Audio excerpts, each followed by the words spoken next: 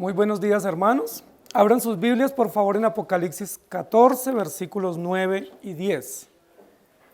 En esta mañana nosotros continuamos con el estudio del capítulo 14 y nos corresponde estudiar parte del mensaje del tercer ángel. En el capítulo 14 hay 3 ángeles que la Biblia relata que van a dar o van a emitir o van a promulgar un mensaje, y hay algunas características importantes de ese mensaje. Nosotros vamos a intentar estudiar un poco esos 2 versículos. Son 2 versículos un poco complejos, muy profundos en su mensaje y con mucho contenido, pero rogamos al Señor que nos ayude. Apocalipsis 14, 9 y 10 dice: y el tercer ángel los siguió, diciendo a gran voz: si alguno adora a la bestia y a su imagen, y recibe la marca en su frente o en su mano, él también beberá del vino de la ira de Dios, que ha sido vaciado puro en el cáliz de su ira, y será atormentado con fuego y azufre delante de los santos ángeles y del Cordero. Tremendo versículo. Nos sigue hablando, como hemos venido analizando en el libro de Apocalipsis en los capítulos anteriores, del juicio de Dios. Pero recuerden que el preámbulo para poder hablar del juicio de Dios es la presentación del Evangelio. El capítulo 14 de Apocalipsis nos va a decir que el Cordero estaba en pie y alrededor del Cordero estaba una multitud representada por 144,000 o por redimidos o por salvos de todos los tiempos, que estaban frente al Cordero y que entonaban una canción que tácitamente sabemos que es la canción de los redimidos, es decir, la canción de aquellos que han sido salvos por la sangre del Cordero. Luego, después de esa introducción o de ese cuadro inicial o de esa toma inicial del capítulo 14, nos dice que aparecen o se escuchan en el espacio o en el cielo o en el trono de Dios 3 ángeles, cada uno con un mensaje.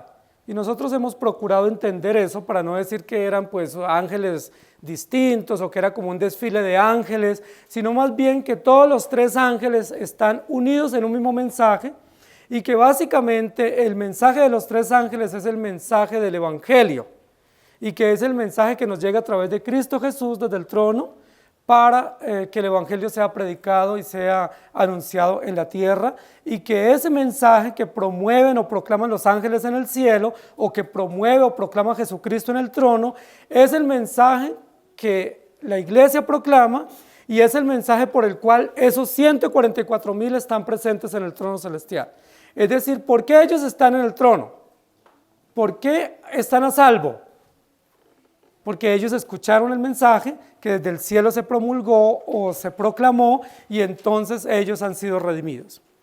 Nosotros ya vimos el mensaje 1 y mensaje 2 de los ángeles, y tenemos que ahora unirlo o relacionarlo directamente con el mensaje número 3. Y el tercer ángel lo siguió diciendo a gran voz. Entonces vamos a ir recapitulando para no perdernos ahí. El capítulo 14, después de la escena inicial, nos presenta 3 ángeles. Los 3 ángeles proclaman un mensaje desde el cielo. Y ese mensaje desde el cielo que proclaman los 3 ángeles es un mensaje a viva voz, o a gran voz, o con una mega voz. ¿Recuerdan que dijimos? Es una gran voz, no es un gran grito, porque hay que distinguir entre una voz fuerte y un grito. Un grito sería estridente, sería un aullido, sería algo que no se puede identificar. Aquí no está hablando de un grito. Desde el cielo no hay gritos, porque la Biblia dice que no debemos tratarnos con gritería, ni debe haber gritos entre nosotros. Lo que hubo en el cielo fue una gran voz, es decir, una voz potente, una voz clara, una voz que se puede definir, y una voz que puede ser claramente entendida a lejana distancia, y esa voz es la voz de los ángeles o la voz del ángel de Dios o el ángel del Señor. El tercer ángel lo siguió diciendo una gran voz. Los 3 mensajes de los ángeles están relacionados o están concatenados. Algunos dicen que esos mensajes son en diferentes épocas históricas. Nosotros preferimos decir que ese mensaje es la proclamación del Evangelio, la proclamación de todo el discurso. El primer mensaje nos da el primer punto. Casi que pudiéramos hablar aquí de una prédica de 3 puntos. ¿Sí? Los predicadores más selectos históricamente han usado 3 puntos. Aquí tenemos 3 puntos con los 3 ángeles. El primer punto, la presentación del Evangelio. El primer punto ya lo vimos y es la presentación del Evangelio. ¿Qué dijo el primer ángel a gran voz? Temed a Dios y dadle gloria porque la hora de su juicio ha llegado y adorad a aquel que hizo el cielo, la tierra, el mar y las fuentes de las aguas. Tenía el Evangelio eterno para proclamarlo a todas las naciones o a todos los moradores de la tierra. Entonces, ¿cuál es el primer punto del mensaje? Presentación del Evangelio. La presentación del Evangelio que implica justicia, que implica gracia, que implica temor reverente, que implica obediencia a su ley, que implica sujeción a sus normas. Y hablamos que ese temor que dice el primer ángel no es respeto y honra, sino que ese temor es pavor, espanto, miedo y terror, porque Él es el creador de todas las cosas. El primer punto del mensaje, la presentación del Evangelio. El segundo punto del mensaje, que es el segundo punto el segundo mensaje del ángel, dice, el segundo ángel lo siguió y dijo, versículo 8, ha caído la gran Babilonia, aquella que es la madre de todas las perversiones, aquella que es la fuente de todas las confusiones, aquella que ha engañado a lo largo del tiempo de la historia y ha promovido mensajes bestiales, mensajes dragónicos, mensajes dañinos, ha caído. El segundo punto es la notificación jurídica o judicial contra los imperios, contra las bestias, contra aquellos que se levantan en contra del diseño de Dios. Primer punto, se presenta el mensaje. Segundo punto, se notifica a aquellos que están en contra o aquellos que se levantan en contra, representados en este caso por grandes imperios, por bestias, por dragones, por emperadores, por gobiernos, por militares, por sistemas judiciales, por movimientos ideológicos que se levantan en contra del Evangelio y que no temen a Dios ni le dan gloria, que no le adoran ni le rinden culto, no le glorifican, sino que se levantan en contra. La iglesia, los creyentes, el Señor los notifica. ¿Y cuál es la notificación? Ha caído, y los que no han caído también caerán. Ya Babilonia antigua había caído, ¿cierto? Nínive antiguo había caído, pero en la época en que Juan está escribiendo, el imperio romano aún no había caído, pero iba a caer también. El imperio dominante en el momento de Juan era el imperio romano. Había un gran culto imperial con mucha imposición y los creyentes estaban siendo subyugados y esas bestias o estos emperadores los querían someter. Entonces, en el segundo punto del mensaje es, esos imperios están notificados. Esos malos, esos perversos, esos hombres que se levantan o sistemas que se levantan contra Dios y que no le temen, están notificados. Y vamos al tercer punto del mensaje. El tercer punto del mensaje es el que nos corresponde hoy, y el tercer ángel lo siguió diciendo a gran voz, si alguno adora a la bestia o a su imagen y recibe la marca en su frente y en su mano, él también beberá el vino de la ira de Dios, que ha sido vaciado puro en el cáliz de su ira, y será atormentado con fuego y azufre delante de los santos ángeles y del Cordero. El tercer punto del mensaje que se emite o se proclama desde el cielo y que está representado a través de este tercer ángel es la sentencia. Hay una sentencia, se presenta el mensaje, se notifica a las partes y se dicta una sentencia o se da un fallo de tal manera que la justicia de Dios queda plenamente satisfecha a través de este mensaje que se proclama. Y el tercer ángel lo siguió. Noten la relación o concatenación del mensaje del primero, segundo y tercer ángel. Tienen que ir juntos.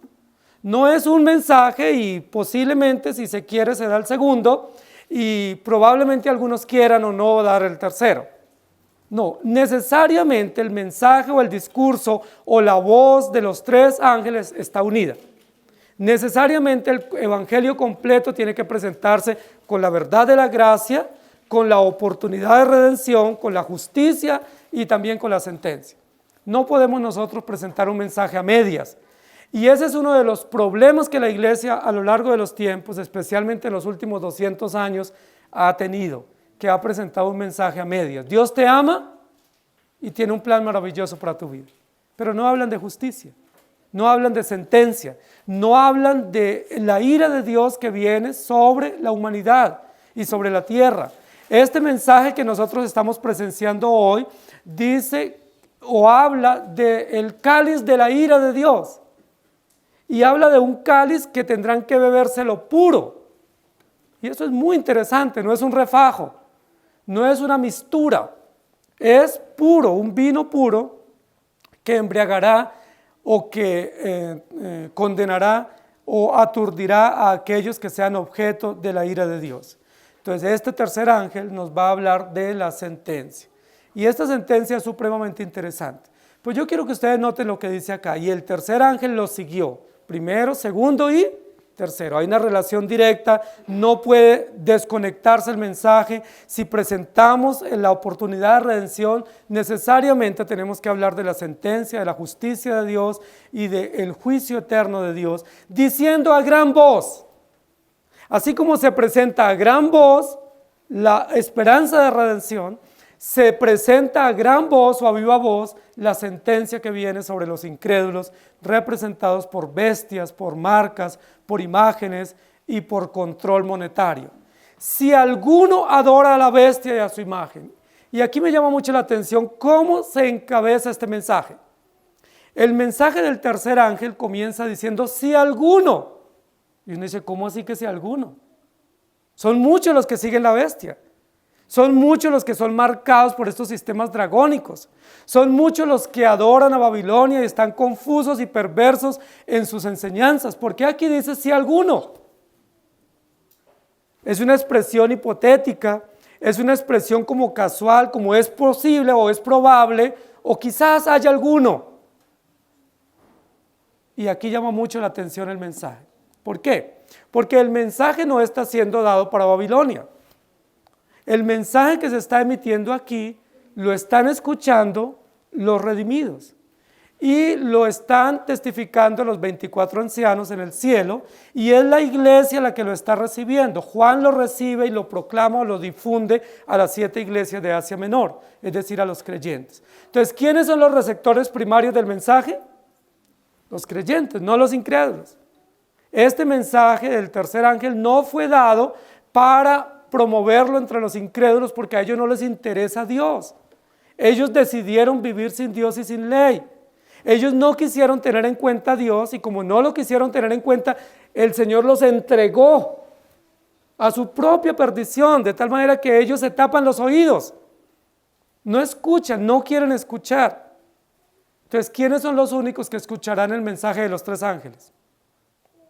Los creyentes, la iglesia. Son los creyentes de todos los tiempos, y en este caso nosotros, los que tenemos la capacidad dada por el Espíritu Santo para escuchar el mensaje del primer ángel. Y el primer ángel dice, temed a Dios y dadle gloria, y nosotros decimos, amén.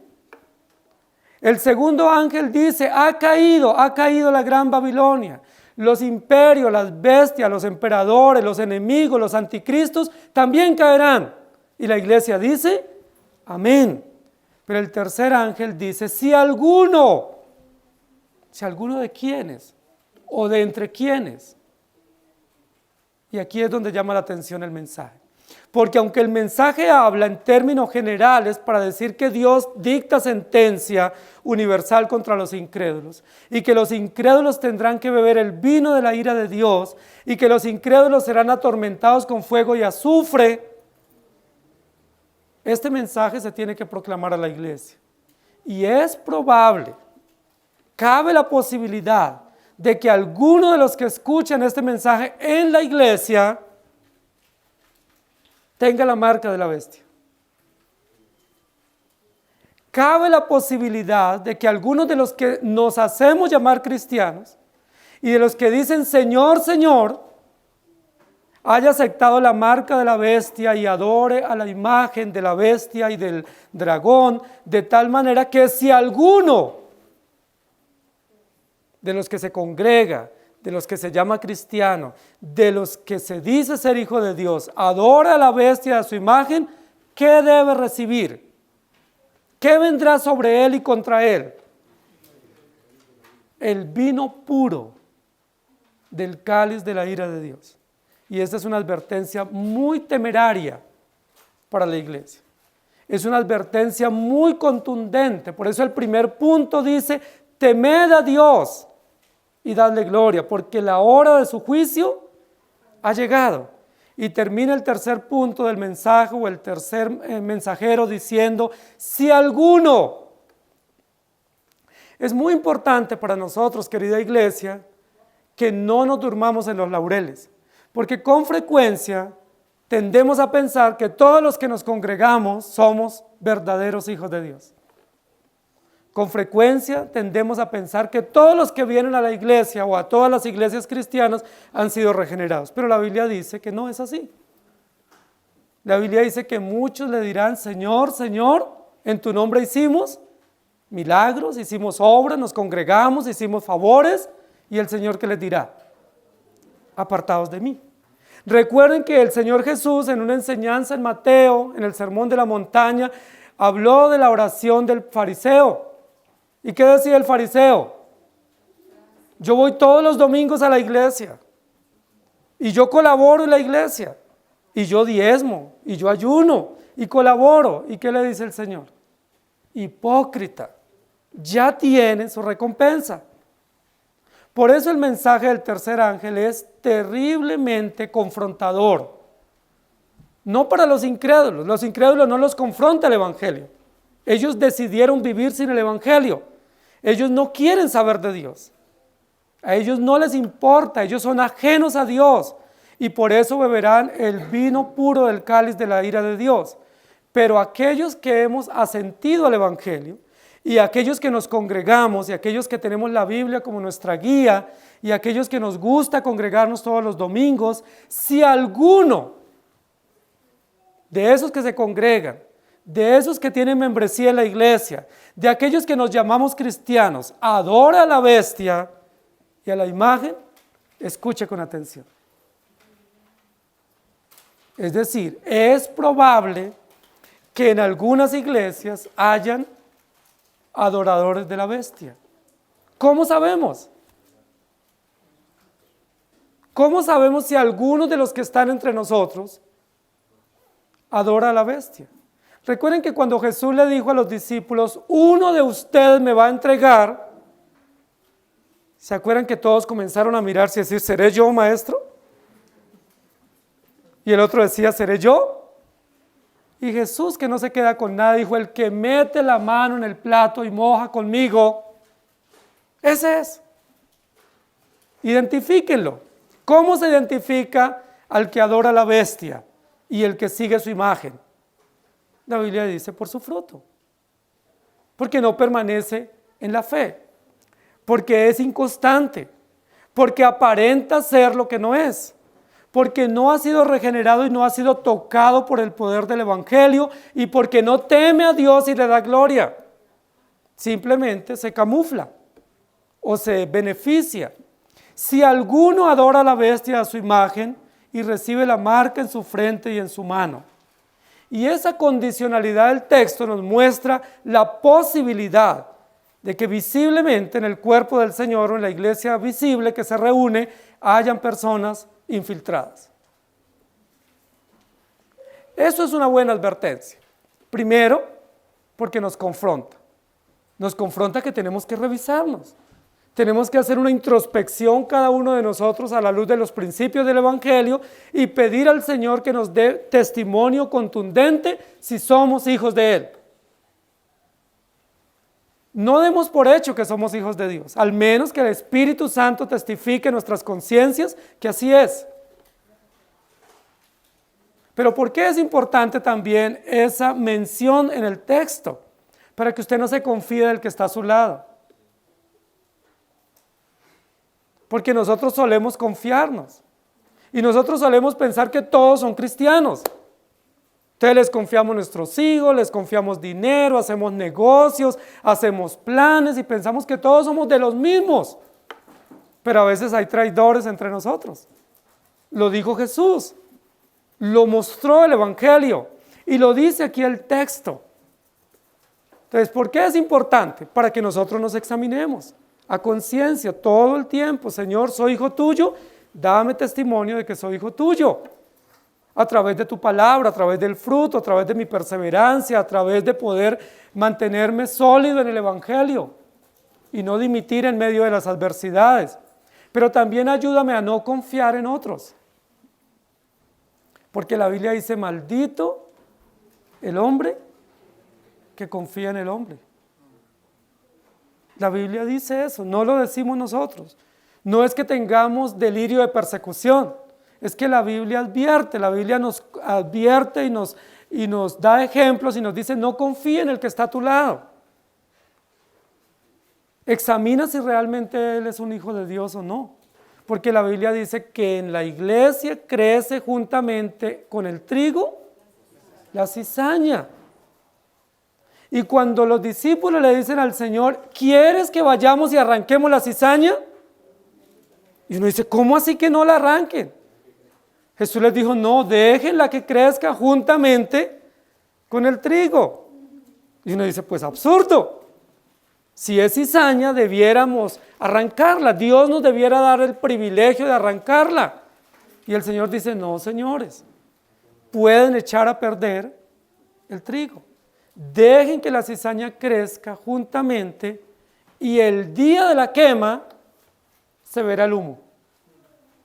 El día que se recoja la cosecha, dice, el trigo será puesto en manojos y puesto en el granero, y la cizaña será atada y echada al fuego. Miren lo importante, la Biblia nos advierte, no todos los que vienen a las iglesias son verdaderos creyentes. Y yo no lo digo por ustedes, lo digo por los que no vinieron hoy.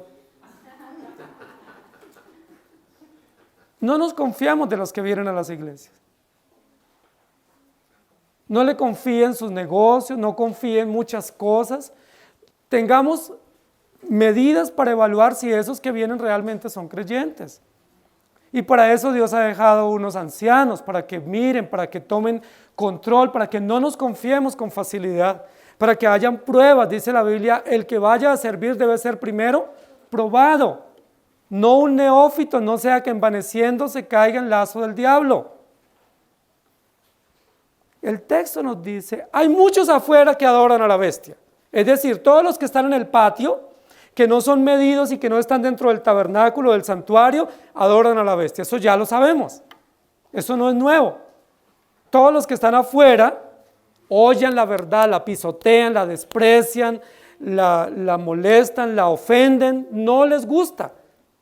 Están fuera, no están en el santuario, no están en el recinto, no pertenecen a las piedras vivas. Pero si alguno de los que vienen al templo es un falso, debemos saberlo. Es probable. Pero ¿por qué también esta mención? Porque esta mención hipotética de este sí condicional en el texto nos dice que los que están verdaderamente en Cristo es imposible que tengan la marca de la bestia. Es decir, es imposible que usted tenga el sello del Espíritu y también la marca de la bestia. O tiene el sello del Espíritu o la marca de la bestia. Y el apóstol Juan está dándole el mensaje a los creyentes verdaderos de Asia Menor. En consecuencia, esos creyentes verdaderos ya fueron sellados con la obra del Espíritu Santo, de tal manera que no tienen la marca de la bestia. Pero por si acaso, si alguno adora a la bestia y a su imagen y ha recibido la marca en su frente y en su mano, él también. Es un mensaje muy confrontador. Y la Biblia es así es el Evangelio, así es la palabra. No son pañitos de agua tibia, ¿sí? No son dosis de ternura o dosis de amor y de compasión. Es un mensaje fuerte y a viva voz donde nos confronta. Y nos confronta para que no confiemos en nosotros, para que no pensemos que estamos bien, sino para que nos juzguemos a la luz del Evangelio. Si alguno adora a la bestia, no puede adorar a Dios. Si alguno tiene la marca de la bestia, es decir, la marca de que le pertenece y que hace transacciones con ella, no puede tener el sello del Espíritu.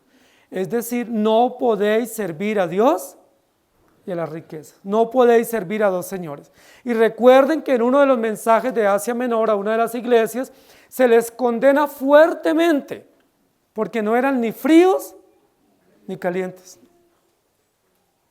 Y esa es una de las cosas fuertes de ese primer mensaje de la Odisea. Dice, ojalá fueses frío o caliente. Y aquí nuevamente, si alguno le adora a la bestia, pues no es de Cristo, porque no puede haber términos medios. Hermanos queridos, aquí nos habla de unos hechos, y los hechos hablan por sí mismos. ¿Cuáles pueden ser los hechos de que alguien no sea cristiano? Pues que anda en los negocios del mundo. Y esa es la marca de la bestia. La marca de la bestia es que sirve al mundo, y el que sirve al mundo no puede servir a Dios. El que se deleite en las cosas del mundo no puede llamarse cristiano. El que vive deleitándose en las cosas paganas y se rinde por entero a los placeres del mundo, no puede llamarse hijo de Dios. O es de Dios o no es, pero no es, parece que sí, parece que no. Y este es un llamado interesante, porque la hora de su juicio ha llegado. Y si alguno, y recuerden lo que pasó con Judas. ¿Cuánto tiempo anduvo Judas con Jesús y con los otros discípulos? Probablemente unos 3 años, ¿cierto? Quizás un poco más. Por lo menos 3 años Judas estuvo con Jesús y tenía un cargo muy importante, era de los más allegados. Y además de ser allegado tenía una función también dentro del grupo, administraba las finanzas. Y era un discípulo cercano a Jesús, colaborador. Uno de los salmos dice que era el más cercano a Jesús. ¿Quién supo o quién identificó que Judas era traicionero o traidor o que era el hijo de perdición? ¿Alguno de los discípulos pudo lograr identificarlo? Pedro, por ejemplo, que era tan intrépido, tan sagaz, tan audaz, no pudo identificarlo. O Juan o los otros discípulos no pudieron decir, Jesús, cuídate de Judas, ojo con él. Sí, por ahí nos hemos dado cuenta que las finanzas no están al día, que hay un saldo en rojo y para mí que Judas.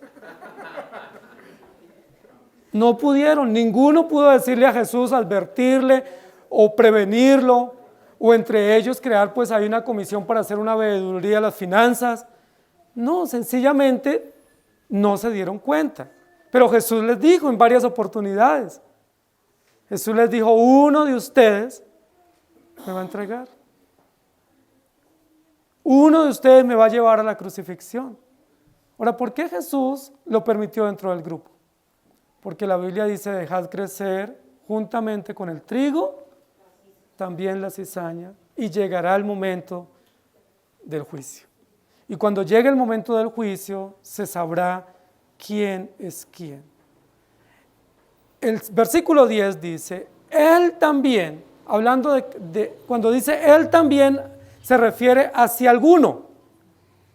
Si alguno hay que adore la bestia, a ese alguno, o a ese también, o él también, beberá del vino de la ira de Dios que ha sido vaciado puro en el cáliz de su ira.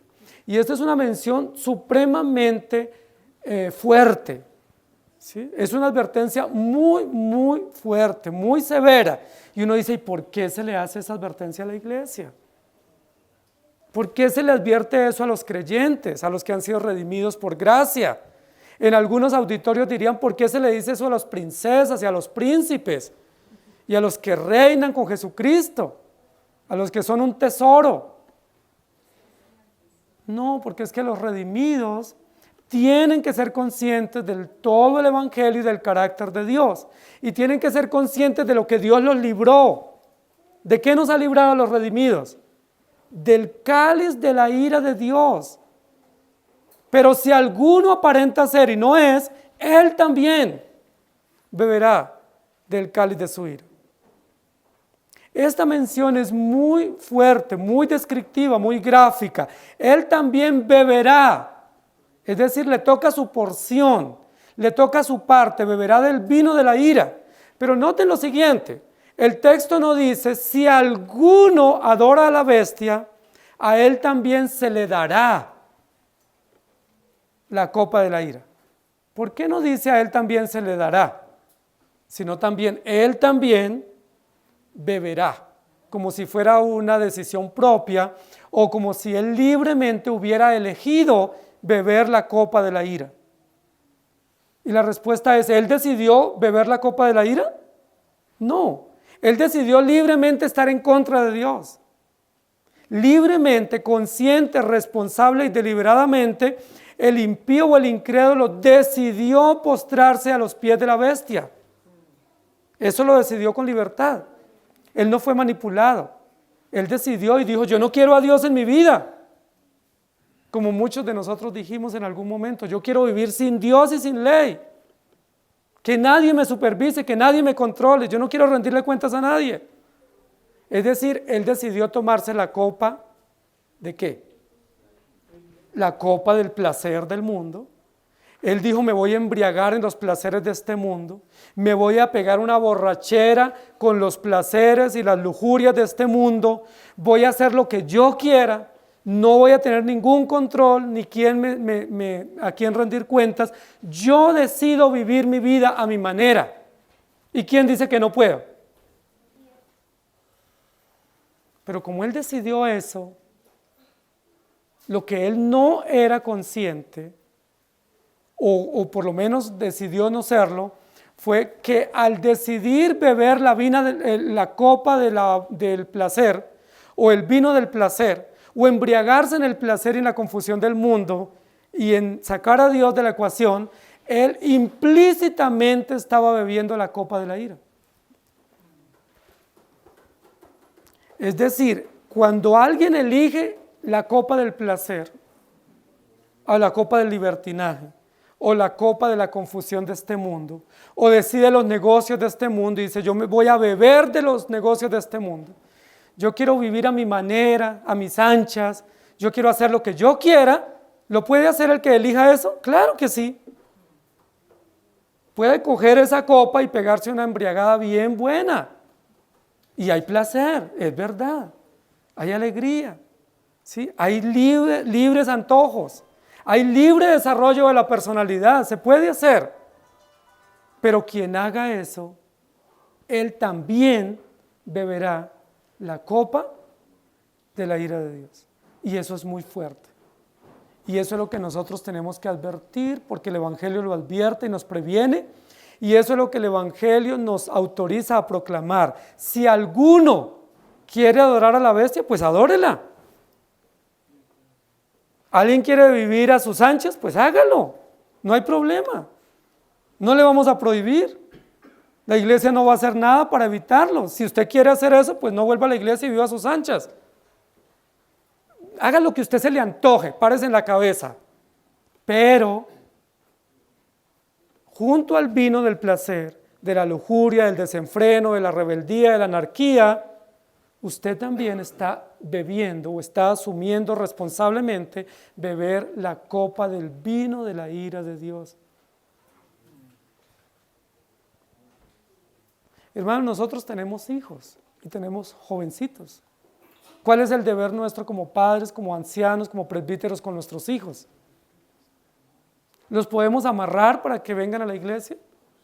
¿Los podemos traer obligados a la iglesia? Llega un momento en que no podemos obligarles a que caminen en los caminos del Señor. Llega un momento en que tenemos que decirle, bueno, pues yo ya te advertí, yo te dije, pero ¿qué tenemos que advertirle además del Evangelio? Que hay juicio y que hay sentencia y que si ellos deciden vivir su vida, pues listo, está bien, esa es una opción. Pero el que decida vivir su vida de placer, bebe del vino de la ira de Dios. La pregunta es, ¿quiere usted hacer lo que se le antoje? ¿Con esas advertencias será que a uno le quedan como ganas? Pues uno comienza a temblar porque uno dice, ¿cómo así? Que si yo decido vivir sin Dios, me toca beberme también el vino de la ira de Dios. Ahora miren lo interesante, dice, esa copa de la ira de Dios ha sido vaciada pura. Es decir, es el vino más añejo, ¿sí? Más puro, más embriagante y no se puede mezclar.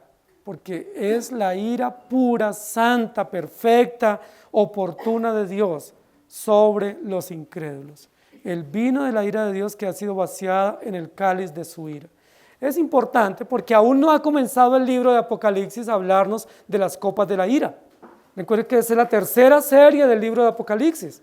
Una primera serie de sellos, una segunda serie de trompetas, de advertencias, de notificaciones, y luego vendrá la tercera serie y última del libro, que es la serie de las copas de la ira.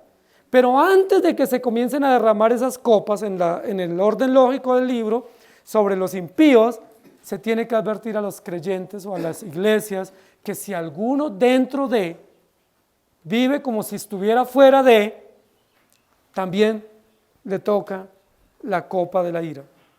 La Biblia dice es necesario que el juicio comience primero por casa. Es necesario que nos pongamos en regla, en orden primero, para luego poder proclamar afuera lo que está sucediendo y lo que viene sobre ellos. Él beberá del vino de la ira. Habla de una responsabilidad propia. No habla de una acción injusta de Dios, de que simplemente derrame su ira sobre alguien que se llamó hijo de Dios. No, es que él se deleitó y vivió una vida sin el orden o sin los principios de Dios y por lo tanto responsablemente él bebe la copa de la ira de Dios. Y ha sido vaciada pura el cáliz de su ira. Noten que en el mismo versículo, en la frase comienza y termina hablando de la ira de Dios. Es decir, ¿qué es lo que se nos muestra aquí? La justicia, la rectitud, la precisión, el fallo de Dios sobre los incrédulos, con vino puro. ¿Ustedes con qué se embriagan? ¿Con qué se embriaga el mundo? Pues con vino, con chicha, con cerveza, con refajo. Algunos se embriagan solamente con el olor o con los residuos, con los conchos. Pero aquí dice, no, si usted se embriaga con eso, pues ahora le va a tocar embriagarse con lo que sí emborracha, con lo que sí aturde, con lo que sí le hace caer, ¿sí? Y perder su sobriedad, y es con el vino puro de la ira de Dios. ¿Ustedes se imaginan esa figura? Es una figura muy descriptiva, una gran copa que es un cáliz grande, y es un cáliz donde se le vacía un vino y ese vino es un vino de ira, es decir, de furor, de rectitud, de sentencia, de condena. Eso es terrible. O sea, nunca habíamos visto en el libro de Apocalipsis esa figura de una copa que se llama la copa de la ira. ¿Y qué se vacía dentro de ella? Ira. Tanto el cáliz como lo que la llena, que es el vino, tiene ira. Es decir, ¿cómo está Dios aquí en este momento ejecutando justicia y sentencia sobre los incrédulos? ¿Cómo está? Indignado, airado. Es el momento oportuno para traer la sentencia, pero es importante que en la iglesia se advierta que es probable que algunos de los que vienen o de los que se congregan les toque beber ese vino de la ira. Hermanos, en muchas iglesias se ha pensado que el mensaje verdadero del evangelio es simplemente una dosis de ternura. ¿Sí? Todo está bien, todo marcha bien, Dios te ama. Así como vas bien. Y la Biblia dice, no es así. Hay que advertir que hay temor y hay sentencia y que Dios rechaza a aquellos que aparentan o que se infiltran dentro de las iglesias y que no son trigo sino cizaña y que para ellos también es, si es que hay alguno. Y si no hay ninguno, todos los que son creyentes deben saber de qué Dios los libró. ¿De qué nos libró? De la copa del furor de Dios, de la copa de la ira, de la sentencia condenatoria de Dios sobre ellos. Hermanos queridos, y el texto continúa diciendo, y será atormentado con fuego y azufre delante de los santos ángeles y del Cordero. Esa parte final del texto continúa ampliando el tema del tormento o del veredicto que viene sobre los incrédulos o sobre aquellos que aparentando ser creyentes no lo son, que son falsos maestros o falsos creyentes o lobos vestidos de ovejas. Dice, y será continuo, atormentado ¿sí? También una acción continua, permanente, con fuego y azufre, delante de los santos ángeles y del Cordero. Muchos piensan, y ese ha sido objeto de muchas tendencias sectarias o heréticas, que Dios no tiene la capacidad de condenar al impío. Y que Dios no tiene como que su corazón tan amoroso y compasivo no le permite condenar o atormentar a hombres y mujeres que han sido creados a su imagen y que se han rebelado contra Él y que no lo pudiera hacer por toda la eternidad. Son muchos los que dicen que no. Muchos dicen es imposible porque Dios ama a todos. Pero la Biblia no dice eso. La Biblia dice que Dios ama a sus hijos, pero no los ama por mérito propio, sino que los ama en el plan perfecto o en la decisión eterna, es decir, somos amados en Cristo a través del Evangelio. Y será atormentado con fuego y azufre. ¿Qué fue lo que eligió este incrédulo? Los placeres del mundo. Dinero fácil, placer fácil, riquezas, comodidad. Eso fue lo que él eligió. ¿Y qué dice el Salmo 73? ¿Cómo le ha ido a los incrédulos hasta ahora? Van bien. Han engordado, han crecido, tienen buen follaje, están verdes, vigorosos, sus empresas abundan, su dinero bien, adulteran sin límite, están engreídos en su vida y no les pasa nada. Y esa es la gran pregunta que corroe la conciencia envidiosa de Asaf.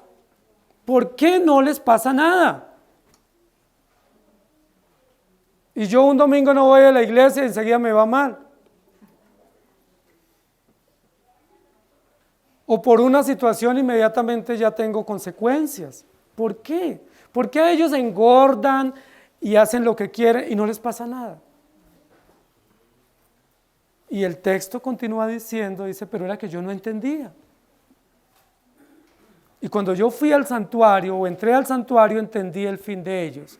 ¿Cuál es el fin de ellos? Aquí, placeres, libertinaje, desenfreno, no tienen control, no tienen rienda. Pero luego, la copa de la ira de Dios y serán atormentados por siempre con fuego y azufre. ¿Cómo les parece, hermanos? Alguien diría, o sea que Dios no es un Dios de amor, porque a mí no me gustaba el del antiguo, pero el del nuevo me parecía chévere. No, el Dios de la Biblia es el mismo, justo y severo, implacable, con toda su creación, solo que nosotros hemos sido vistos con misericordia. Para nosotros era esta misma sentencia, al menos que no hubiera Cristo redimido a su pueblo, pero Cristo nos redimió. Y ya se ha descrito en el libro de Apocalipsis. Por eso dice el apóstol en otro texto anterior, dice, y yo lloraba mucho porque no sabía qué decía ese misterio. Dice, pero uno de los ancianos me dijo, no llores porque el libro fue abierto. Y como el libro fue abierto, se expuso que Dios es severo, pero Él determinó un plan de salvación. Y en ese plan de salvación nos alcanzó a nosotros por gracia, no por mérito, y nos sostiene por gracia, de tal manera que no hay ninguna condenación para los que están en Cristo Jesús. Pero aunque no hay condenación, hay advertencias. Aunque no hay condenación, hay consecuencias por nuestros pecados. Aunque no hay condenación eterna ni tormento eterno, hay corrección disciplinaria, dolorosa, porque el Señor, aquel que ama, azota, corrige. Porque ¿qué hijo es aquel a que el padre no corrige? Si no se corrige, no hay amor. Y esa es la respuesta en el Salmo 73, el Salmo de Asaf. ¿Por qué no les pasa nada? Porque es que no son míos. Ellos están destinados como vasos de ira para el día de la ira. Y será atormentado con fuego y azufre. Y aquí hay dos metáforas muy dicientes para explicar la clase de tormento. Algunos dicen, no, es que yo ya vivo el tormento acá. ¿Han escuchado eso? Es que yo ya vivo mi propio infierno, dicen muchos. Muchos han dicho que el tormento es metafórico, es decir, que el tormento es aquí dependiendo cómo usted viva. Es decir, que si usted tiene comodidades económicas y tiene buena salud y está tranquilo, usted ya vive su propio cielo. Y que si aquí usted le está yendo mal y tiene problemas y lucha con su salud y su economía es inestable y pasan muchas realidades de dolor, usted ya está viviendo su propio infierno. ¿Será eso cierto? Aquí no dice eso la Biblia. Dice, llegará el momento en que él beberá del vino de la ira, porque ahorita está bebiendo la copa del placer, y luego también será atormentado con fuego y azufre. Algunos dicen que sí va a haber un juicio eterno, pero que ese juicio eterno para los incrédulos es muy suave y que es más bien como un tormento mental y que es como un tormento que se va pues uno acostumbrando a él y se va como reduciendo de tal manera que ya después se puede vivir sabroso. La Biblia no dice eso. Todas esas son enseñanzas heréticas. La Biblia lo que dice es, y será permanentemente, constantemente, eternamente, ¿será qué? Atormentado. ¿Y qué tipo de tormento dice la Biblia? Con fuego y azufre. ¿Y el fuego? ¿Quién se sometería a una prueba de fuego? Ahora es interesante porque este fuego no es un fuego para destruir o consumir, porque si prendemos una hoguera y quemamos algo, lo consume. Entonces uno dice, no, pues si el juicio eterno es con fuego, pues lo va a consumir y se acabó. Pues recuerden que antes de que eso suceda, dice la Biblia que los impíos resucitarán con unos cuerpos incorruptibles para afrontar el juicio eterno, de tal manera que ese fuego no los consume, pero sí los atormenta todo el tiempo, pero no son extinguidos, aniquilados, exterminados. Será atormentado con fuego y azufre. Y el azufre es una componente muy interesante, ¿cierto? De la tabla periódica, que tiene que ver con unas aleaciones interesantes que son producto del calor, de olores, de aguas que vienen profundas, que vienen de los volcanes, ¿sí? Y es muy importante porque acá dice que asocia el tormento con el azufre. Y el azufre está asociado con mal olor, ¿sí? Con algo que está en descomposición, con algo que viene de lo más profundo, ¿sí? Con algo de lo que es repugnante. No soportaríamos un olor a azufre, ¿sí? Que es un olor nauseabundo, un olor repugnante que produce vómito. Recuerda en el mensaje a la iglesia, por cuanto no eres ni frío ni caliente, te vomitaré de mi boca, ¿sí? De las aguas termales, recuerdan que eran tibias. El azufre, si alguno de ustedes ha ido a termales, saben que entre más alto en la montaña o en el páramo, o sea, donde sale el agua caliente de un volcán, tiene mucho olor a azufre. No se puede consumir esa agua, es un olor que repugna, es un olor nauseabundo, que se asocia con muerte, con algo podrido, con algo dañado, con algo descompuesto. Es decir, ¿cuál va a ser la realidad de ellos, de ese tormento? Es un tormento nauseabundo que produce repugnancia, que produce asco y que produce todo tipo de confusión y confrontación, pero no serán menguados en su tormento. Es decir, todo lo que el impío hace ahora, ¿cómo le parece? Cuando uno va el lunes a la oficina, ¿qué cuentan todos los compañeros? O al colegio. ¿Cómo la pasaron? O el martes, cuando hay puente. Ellos no cuentan con tristeza. Ellos no cuentan con dolor y decir, mire cómo yo me malgasté el dinero, mire lo que hice, mi vida es miserable. No, ellos cuentan con alegría, con satisfacción, con placer, todo lo que hicieron. Y ya están programados para el otro fin de semana lo que les faltó hacer. Y ya están programados qué van a hacer en la temporada de diciembre. Porque es que todavía me falta lograr esto.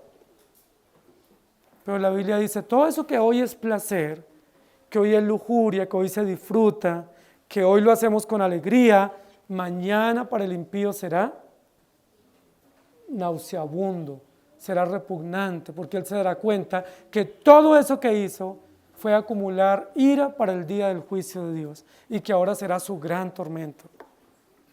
Si hubiera escuchado, ¿sí? Si hubiera atendido, si me hubiera arrepentido, pero ya es tarde, dice la Biblia. No podrán, no tienen esa oportunidad. Ahora miren lo interesante, y serán atormentados con fuego y azufre, ¿delante de quién? Final del versículo, de los santos ángeles y del Cordero. Recuerden que el mensaje está siendo dado a los creyentes, receptores del mensaje. Si usted es uno de los incrédulos, ponga cuidado, usted será atormentado por siempre delante de los santos ángeles y del Cordero. Es algo así como ustedes se perderán el privilegio de estar con los ángeles de Dios y con el Cordero, y más bien frente a ellos, o ellos como testigos constantes y eternos, verán el juicio de ustedes y ustedes no tendrán escapatoria. ¿Sí? Es algo así como cuando a uno le dicen, se lo dije, y uno tiene que agachar la cabeza, porque uno verdad se lo dijeron. ¿Sí? Es algo así como ustedes que hoy tienen la oportunidad de estar en la presencia del Señor, de adorar al Cordero, de escuchar el Evangelio, arrepiéntanse de esos pecados. Examinen su corazón a profundidad, no sea que sean de los que adoran a la bestia y al hacerlo recibirán la ira de Dios, pero también se perderán el privilegio de estar con los santos ángeles de Dios y con el Cordero, es decir, estarán separados por siempre del Hijo de Dios. Esta mención final es estremecedora. No es solamente la ira de Dios, no es solamente el tormento con fuego y azufre, sino es estar separados de la presencia de Dios por siempre. ¿Quieren ustedes estar separados del Cordero? Dice, ¿cómo así? No, claro que no. No hay esperanza. ¿Recuerdan cuando el Señor le dice a Pedro, ¿quieren ustedes también irse? Y Pedro le dice, Señor, ¿pero a quién iremos? Si solo tú tienes palabras de vida eterna. La pregunta es obvia, ¿sí? Con una respuesta obvia. ¿Quieren ustedes estar separados? No, nosotros queremos estar con el Señor. Ya disfrutamos su gracia, ya disfrutamos su perdón, ya disfrutamos sus beneficios temporales, ya entendemos el pacto, ya entendemos el Evangelio. Por supuesto que no queremos estar separados del Cordero. La única esperanza es temed a Dios y dadle gloria, porque la hora de su juicio se aproxima. Y este es el verdadero evangelio. Esta gran voz, como se predican las promesas, tenemos que con esa misma voz predicar el juicio de Dios. No solo para los incrédulos, el juicio de Dios es para los creyentes también. Comienza por casa y tenemos que estar preparados. Por supuesto, no hay condenación para los creyentes, no por sus buenos méritos u obras, sino por la gracia que ha sido derramada en Cristo Jesús. Queridos hermanos, con vino puro Dios embriagará a los incrédulos. Gracias a Dios usted y yo estamos libres de esa condenación, pero nos estremece saber de lo que Dios nos libró. Y nos estremece saber que todos los que no crean en el Señor tendrán que recibir esa condenación. Y muchos de ellos son nuestros familiares, muchos de ellos son nuestros vecinos, muchos de ellos son nuestros amigos cercanos. Pero la Biblia lo dice. Pero gracias a Dios que ya Él nos libró, nosotros no nos libramos. Nosotros queríamos beber la misma copa del placer. Y de hecho algunos lo hicimos por un tiempo. Pero Dios, que es rico en misericordia, con el gran amor con que nos amó, alumbró los ojos de nuestro entendimiento para que nos resplandeciera la luz de su gracia y fuésemos librados de las tinieblas, de la muerte y trasladados a su luz admirable. ¿No es eso maravilloso? Si es así, y si usted entiende eso, entonces ¿por qué no teme a Dios? Si es así y usted lo entiende por gracia, ¿por qué pretendemos adorar a la bestia y hacer negocios con el mundo? Si es así y lo entendemos, ¿por qué nuestra frente y nuestras manos están llenas de maldad y de engaño y de negocios ilícitos y de relaciones con el mundo? Porque no tememos a Dios suficientemente, porque pensamos que temer es simplemente respetar, pero no hemos entendido que temer es temblar ante su presencia. Y este texto nos hace temblar. Si alguno está aquí y no ha nacido de nuevo, él también beberá esa copa, al menos que Dios tenga misericordia. Que el Señor nos ayude. Amado Señor, tu palabra no puede ser más clara, y tu palabra no puede ser más gráfica, y tu palabra no puede ser más fuerte como para decir que no la oímos o no la entendimos. Tu palabra nos habla a viva voz, con ejemplos, con detalles. Tu palabra no solamente nos advierte, sino que nos horroriza. Tu palabra es temeraria porque nos muestra quién eres y quiénes somos nosotros. Tú tan justo, tan perfecto, tan santo, tan sublime, y nosotros malos pecadores, expuestos a tu ira y a tu justicia. Señor, gracias por tu palabra, porque hoy nos advierte con claridad lo que espera a aquellos que no nazcan de nuevo, y lo que espera a aquellos que muchas veces le hacen ojitos al mundo, y que muchas veces dicen yo mejor no vuelvo o no sigo, porque tu palabra dice sí, puedes no seguir, está bien, pero hay consecuencias muy severas para aquellos que, habiendo sido redimidos y alcanzados por gracia, miren atrás y vuelvan atrás. Señor, ten misericordia de nosotros. Ten misericordia de nuestros hijos que están creciendo y que ellos, como nosotros, son rebeldes. Ten misericordia de todos nosotros que somos necios y queremos revolcarnos en la miseria de este mundo. Habiendo sido sacados del lodo cenagoso del pecado, queremos volver al mismo fango. Ya sabemos las consecuencias. Ya hemos afrontado los dolores y las aflicciones de habernos revolcado en esa miserable maldad. Pero aún así queremos coquetearle al mundo y queremos volver. ¡Qué necios somos! ¡Cuán torpes! Como una puerca lavada quiere volver otra vez a revolcarse. Como un perro vuelve otra vez a tragarse su vómito. Señor, ten misericordia de nosotros, porque así como tu palabra nos describe, así somos. Y solo tenemos esperanza por ti. Solo hay esperanza por la obra preciosa de Jesucristo puesta a la cuenta de tu pueblo. Solo hay esperanza porque tu Espíritu Santo nos sustenta. En nosotros saldremos corriendo al mundo. Si no salimos ahora corriendo al mundo, es porque tú nos detienes. Es porque tú nos cortas las alas. Es porque tú nos detienes con lazos de amor, con látigos, con cuerdas de amor nos azotas, para que no sigamos a este mundo, ni amemos el mundo, ni adoremos la bestia y sus propuestas, sino para que te sigamos a ti. Porque ese es el negocio. Temed a Dios y dadle gloria, porque la hora de su juicio ha llegado. Gracias por tener misericordia de nosotros, porque ese fuego y azufre debiera caer sobre nosotros. ¿Por qué no cae? Porque tú tienes un plan perfecto y tus planes no los frustra nadie. Ni siquiera nuestras necedades y rebeldías frustran tus sabios planes. Gracias por perdonarnos, Señor, y gracias por detenernos. A veces contra nuestra propia obstinación nos detienes. A veces contra nuestra propia rebeldía y mal humor nos detienes, porque tú eres justo, compasivo y bueno, y porque esa copa de la ira no está destinada para tus hijos. Esa copa está destinada para los incrédulos.